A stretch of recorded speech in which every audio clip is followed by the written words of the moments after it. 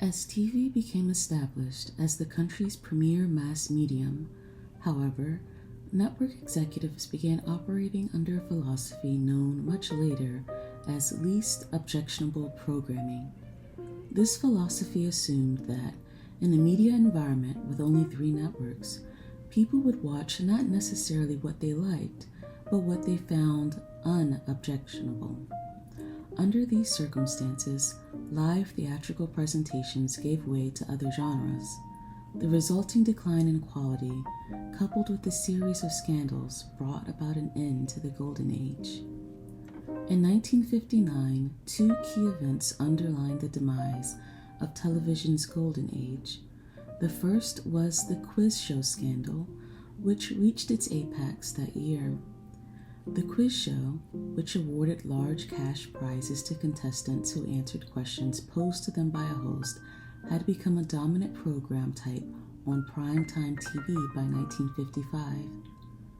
In the fall of 1956, the networks aired 16 evening quiz shows, 6 of which were among the 30 highest rated shows of the season. By 1958, however, widespread allegations were circulating that many of these shows, in order to maintain dramatic tension, had been fixed. The contestants were told answers before appearing on the air. Charles Van Doren, an instructor at Columbia University and the scion of a family of notable writers and academics, was the most beloved and well-known of the big money winners. He remained in the public eye after his multiple appearances on the quiz show 21, by, among other things, parlaying his newfound celebrity into a guest host job on the popular NBC morning show Today. Van Doren constantly denied any involvement in the scandal until November 1959, when, after being subpoenaed by a congressional committee investigating the matter, he confessed that he too had been given answers to questions before each appearance on 21. Shortly thereafter, the widespread practice of scripting the outcomes of quiz shows became common public knowledge. The quiz show scandal had several important consequences, not the least of which was the serious loss of faith in television that was experienced by intellectuals, civic leaders, and opinion makers. If TV still had a lingering reputation as a modern technology that could take the post-war United States into a utopian new age, this reputation ended with the quiz show scandal. The second event of 1959 was the appearance of The Untouchables, a series about organized crime activity in Prohibition-era Chicago. Although the series had only a casual relationship to actual events, this film noir influenced historical drama is now considered a minor classic. However, the frequent machine gun fire and pre-Miranda warning speakeasy raids that characterized the show contributed to the protest of the depiction of violent acts that were becoming increasingly common among parents groups, educators, and other cultural watchdogs. The Untouchables became the focal point for this protest. As with other popular art forms, including vaudeville, jazz, and comic books, TV was identified by many as a major cultural toxin. Arguments against violence on TV that were used during the run of The Untouchables continue to this day against contemporary targets. In its early years, the modern new technology of television seemed to hold much promise. Many believed that the democratic process could be greatly assisted by massive town meetings of the air, in which political leaders and candidates could talk directly to the entire nation. The potential for educational children's programming seemed limitless, and even African Americans saw themselves as the potential beneficiaries of this new cultural phenomenon, as reflected in an article in Ebony magazine in 1950, which predicted that television would be free of racial barriers that had characterized earlier mass media. By 1959, however, the utopian promises of television, like those of so many 20th century technologies, remained for the most part unfulfilled. Political candidates were sold in 30-second sound bites. Educational TV had been relegated mostly to underfunded and weak stations, and African Americans were initially represented mainly by the unflattering stereotypical characters of Amos and Andy. Anti-television sentiment emerged in earnest at the turn of the decade, and in many ways it has never abated. After the introduction of television to the public in the 1940s, a distinct dichotomy emerged between entertainment programming and news, documentary, and other less common nonfiction shows.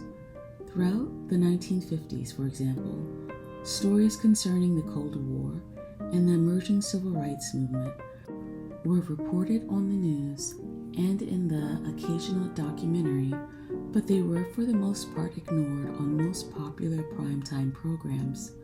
This dichotomy became even more apparent in the 1960s. During times of national crises, television galvanized the country by preempting regular programming to provide essential coverage of significant events. Memorable examples of this were seen during the Cuban Missile Crisis, the 14 days in 1962, when the US and the Soviet Union squared off over the placement of Russian missiles in Cuba, and the 4 days reportage of the assassination and funeral of John F. Kennedy. The same was true with news coverage of the US space program, especially the moon landing in July 1969. Films of battlefield activity in Vietnam, as well as photographs, interviews, and casualty reports, were broadcast daily from the centers of conflict into American living rooms. As both international and domestic upheaval escalated in the 1960s, network news departments, originally conceived of as fulfilling a public service, became profit centers. CBS and NBC expanded their daily evening news broadcasts from 15 to 30 minutes in the fall of 1963, and ABC followed in 1967. Although news coverage brought increasingly disturbing reports as the decade progressed, primetime programming presented an entirely different picture. The escapist fictional fare of primetime made little reference to what was being reported on the news. That began to change in the late 1960s and early 70s, but the transition was an awkward one. Some shows began to reflect the new cultural landscape, but most continued to ignore it. That Girl, an old-fashioned show about a single woman living and working in the big city with the help of her boyfriend and her daddy, aired on the same schedule as the Mary Tyler Moore Show, a new fashion comedy about a single woman making it on her own. In the same week, one could watch The Lawrence Welk Show, a 15-year-old musical variety program that featured a legendary polka band, and Rowan and Martin's Laugh-In, an irreverent new comedy variety show plugged into the 1960s counterculture. The 1970-71 season was the last season for a number of series that had defined the old television landscape, including The Ed Sullivan Show, The Lawrence Welk Show, The Red Skelton Show, The Andy Williams Show, and Lassie, all of which had been on the air since the 1950s or earlier. Such traditional sitcoms as That Girl and Hogan's Heroes also left the air at the end of that season, as did a number of lingering variety programs.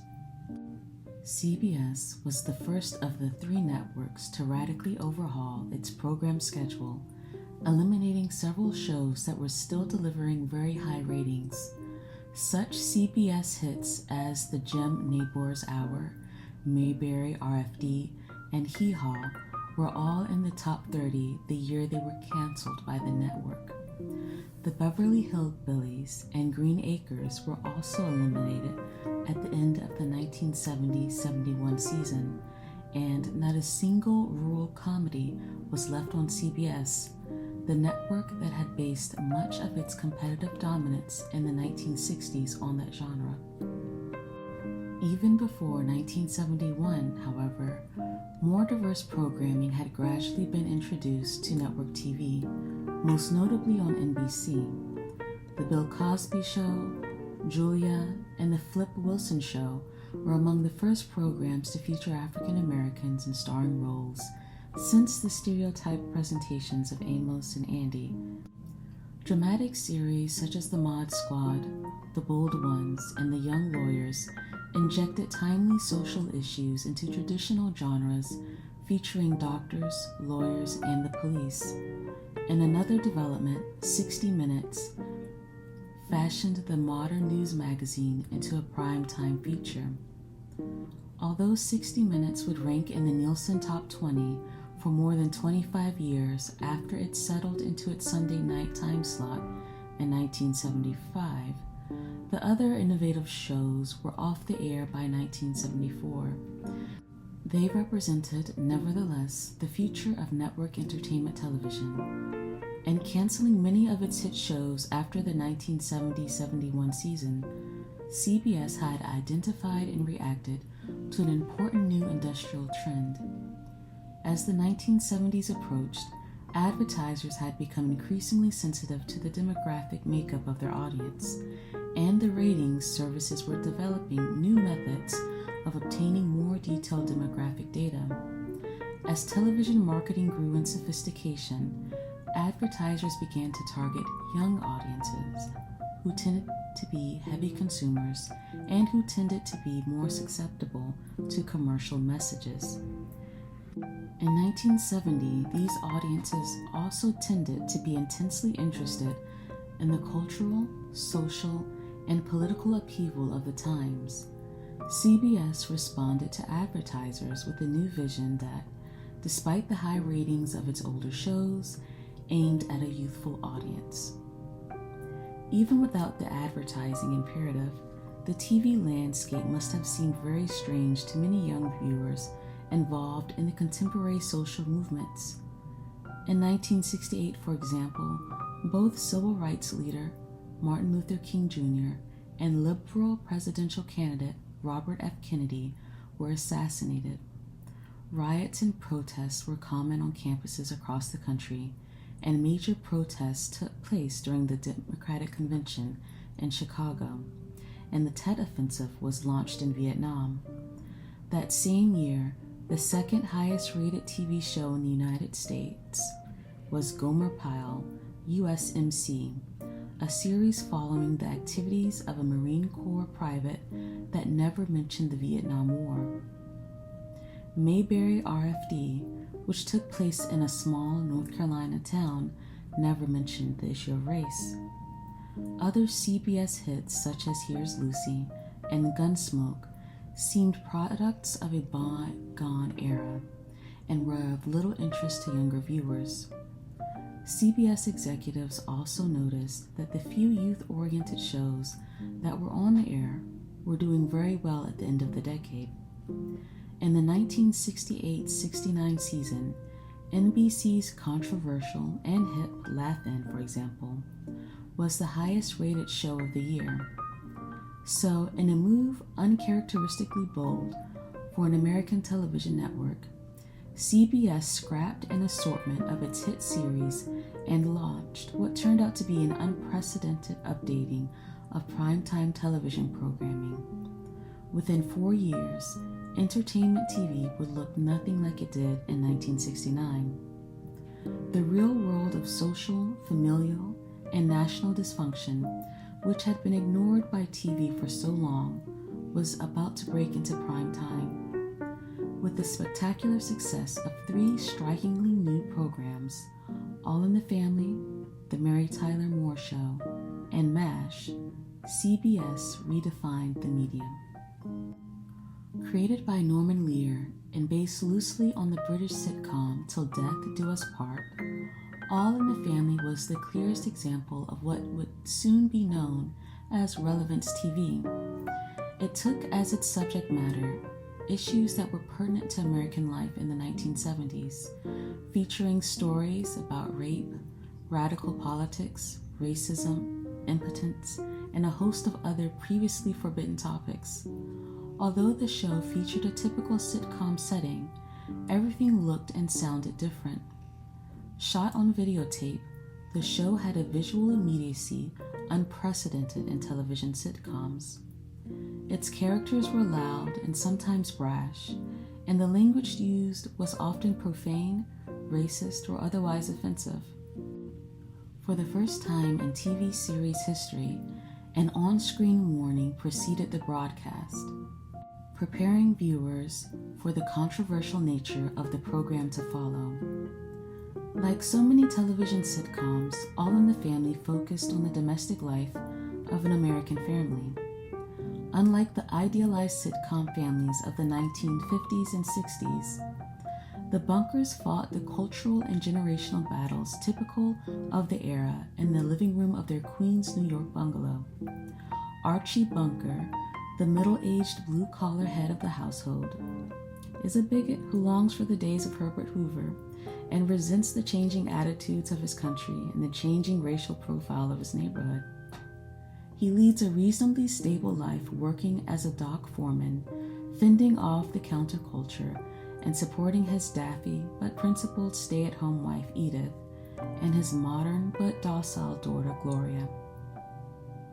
After Gloria marries Michael Stivic, a long-haired, liberal-minded graduate student whose lack of income forces him to live under Archie's roof, the comic fighting between Archie and his son-in-law mirrors the complex social, political, and cultural debates that were raging in the United States at the time.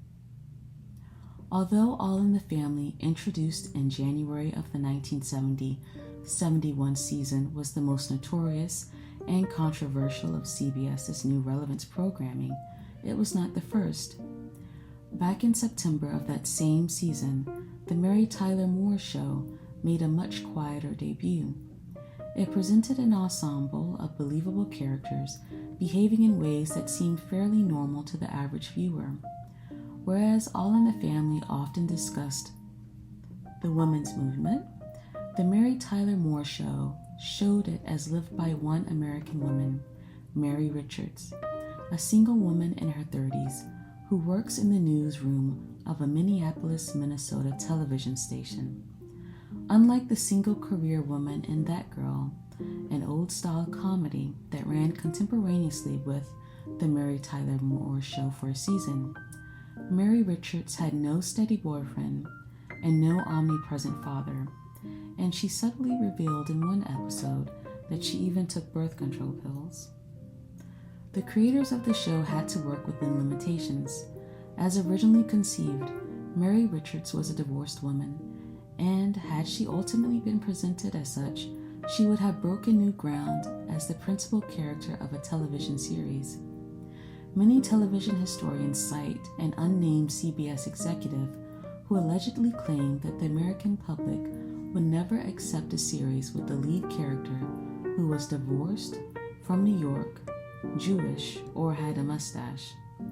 Whether this industry legend is true or not, CBS did insist that Mary be reconceived as a single woman recovering from the breakup of a long-standing relationship. Things changed rapidly after that, however. 4 years later, CBS introduced Rhoda, a spin-off of The Mary Tyler Moore Show that featured Valerie Harper as a Jewish New Yorker who divorces her husband during the run of the series. Then, in 1975, Norman Lear's One Day at a Time, the first successful series about a divorced woman, became a hit for CBS. The third of the most celebrated of CBS's relevant series was MASH, a comedy about American military doctors during the Korean War that was based on the movie and book of the same title. Network TV would not get around to getting a series in Vietnam until Tour of Duty, but the satire and dramatic commentary of MASH were clearly aimed, at least in the beginning, to an audience that had grown ambivalent about the war in Vietnam. Although set in the 1950s, MASH examined the nature of war from a 1970s perspective. It was as different from such early military comedies, such as The Phil Silvers Show and Mikhail's Navy, as All in the Family was from Father Knows Best. CBS enjoyed extraordinary success with these new programs. There were, of course, some complaints about the new direction of the network was taking, but they were overwhelmed by positive responses from critics and viewers alike. All in the Family was at the top of the Nielsen ratings for 5 straight years, and both MASH and Mary Tyler Moore left the air voluntarily while they were still hits. The TV industry itself showed its support with Emmy Awards, 29 for The Mary Tyler Moore Show, 23 for All in the Family, and 12 for MASH. The impact of these pioneering shows transformed American television. All in the Family inspired spinoffs such as Maude, which themselves inspired spinoffs Good Times, and by the mid-1970s, primetime TV was filled with programs made in the brash Lear style. The influence of Mary Tyler Moore was even more enduring. Mary Tyler Moore would inspire a renaissance in TV drama with the introduction of Hill Street Blues and St. Elsewhere. More importantly, the Mary Tyler Moore Show provided a training ground for a new generation of television artists.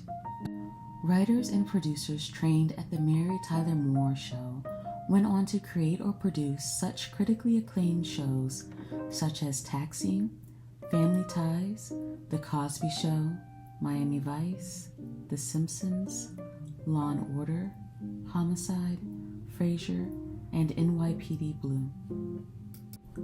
I hope you have found this relaxing. Until next time, goodbye.